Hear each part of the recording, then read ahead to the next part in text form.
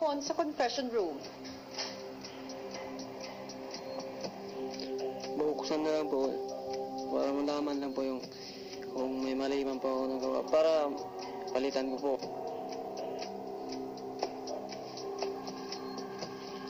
Cora po.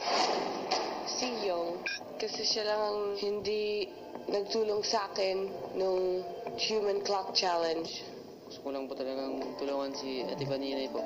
Kaya hindi ko po siyang matutulungan kasi gusto ko po talagang tulungan si Ate Baninay po. Okay lang po. Si Tanner ay madalas napapasama sa listahan ng nominado. 2 points si Tanner po.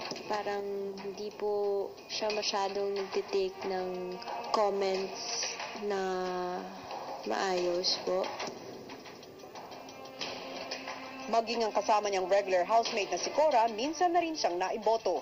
2 points si Tanner. Kailangan din minsan tumanggap ng suggestions or utos ng iba. Yun ang tulong sa kanya. Gugustuhin niya kaya na malaman ang laman ng kanyang kahon. What is your decision regarding the box? I'm not going to open it. I came into this house to learn about myself, and I don't want to leave this house. I'm worried about what other people think about me. Because I wouldn't have gone very far from when I came into this house. Abangan bukas ang pagpapatuloy ng tensyon ng harapang nominasyon. Nais kong ipaalam sa inyo, magaganap ang inyong harapang nominasyon.